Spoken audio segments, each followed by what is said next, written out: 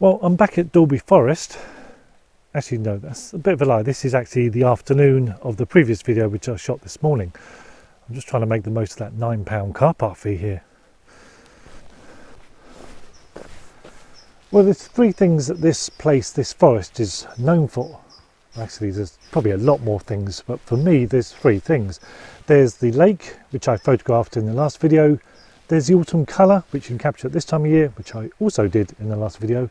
And then there's these bright stones up on the viewpoint. Now, even though the cloud has built up and the sun's kind of disappeared, as you saw in the last video, I don't know if I'm going to get the best light up here, but as I'm here, I'm going to head up here anyway.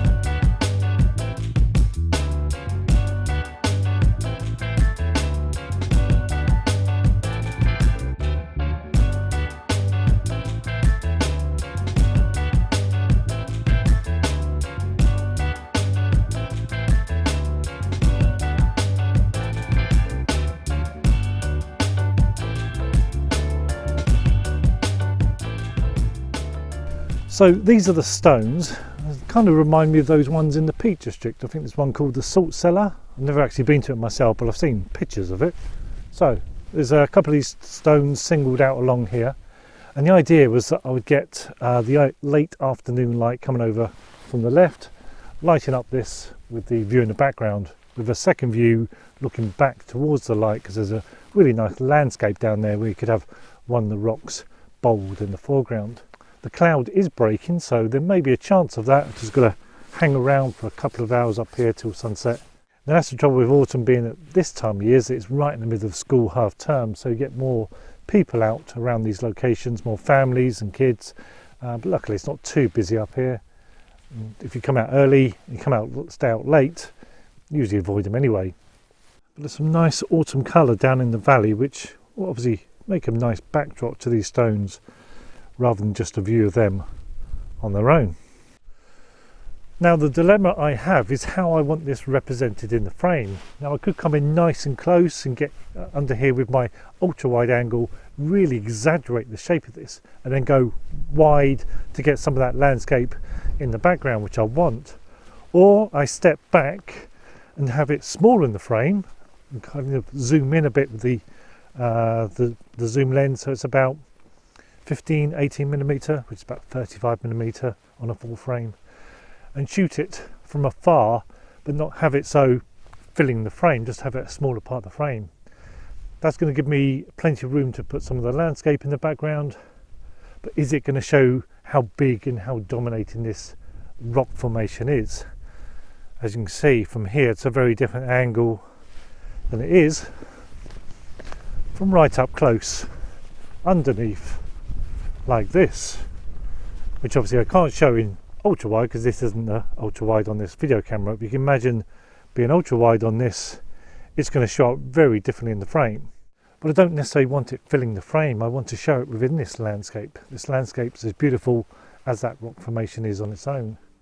So the decision is to either go close or step back a bit.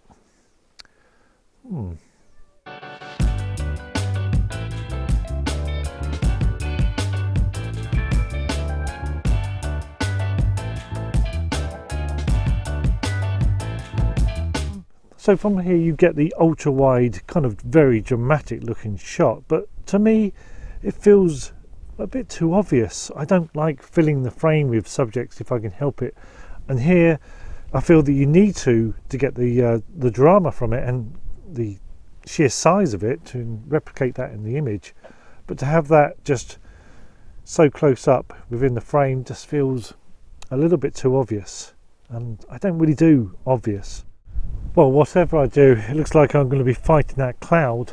There's more cloud than there is blue sky up there, so the sun keeps breaking through every so often, but there's a lot of cloud to contend with as it drifts across the sky.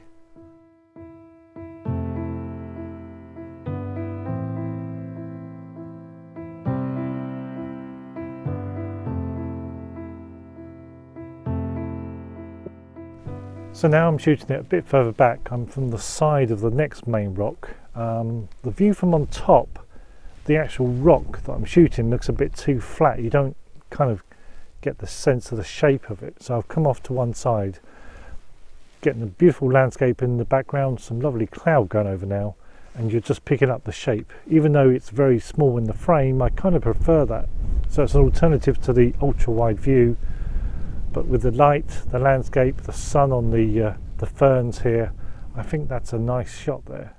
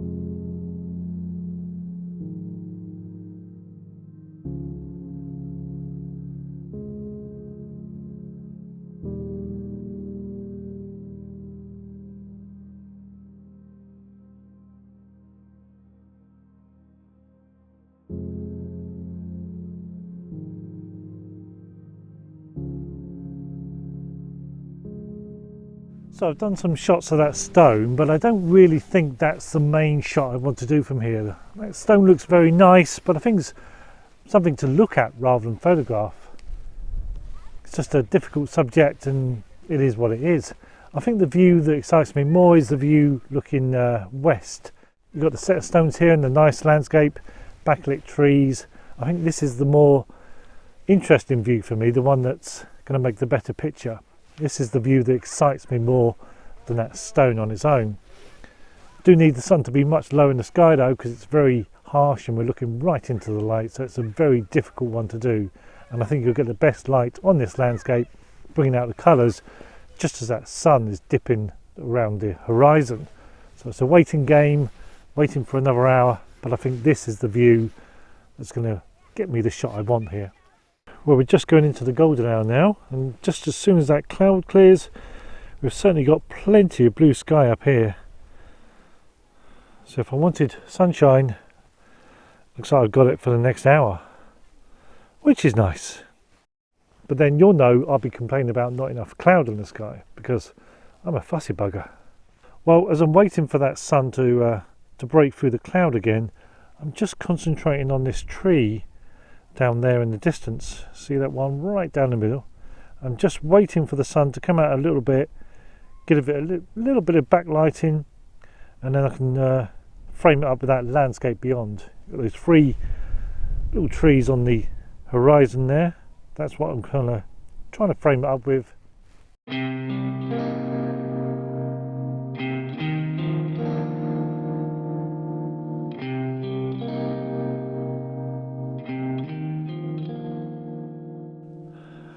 Well, on to the last shot now, and thank God, because I am freezing. I've been up here over 2 hours now and I'm freezing.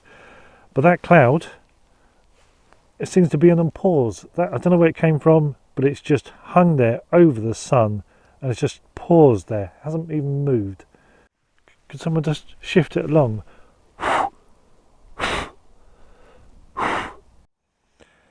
So my last shot then is of that stone and then the one in the distance there, hoping the sun again catches this line of trees. along here, and we've just got a little bit of a bank of cloud to keep me happy above there, so it's just a little bit of sky, but the sun is just off to the side. It's a tricky shot to do. It's not side lighting in a great deal.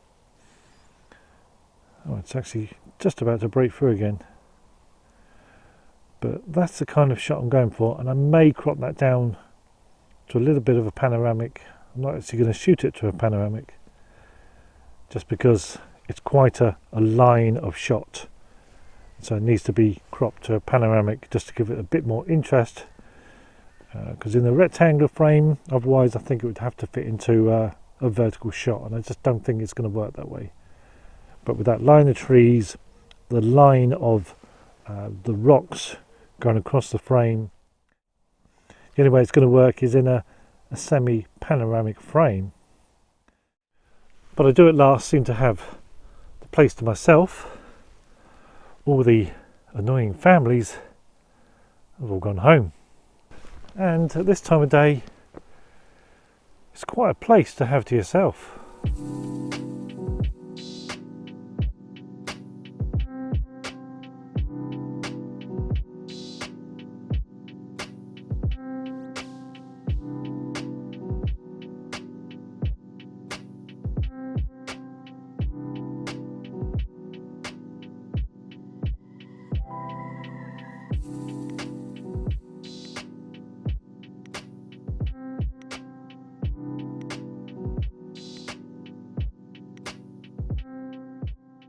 Well, the sun is just about to drop below the horizon, so that's me done. I hope you enjoyed this little shoot.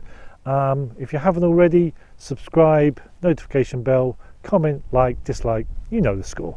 Anyway, I'll see you on the next one.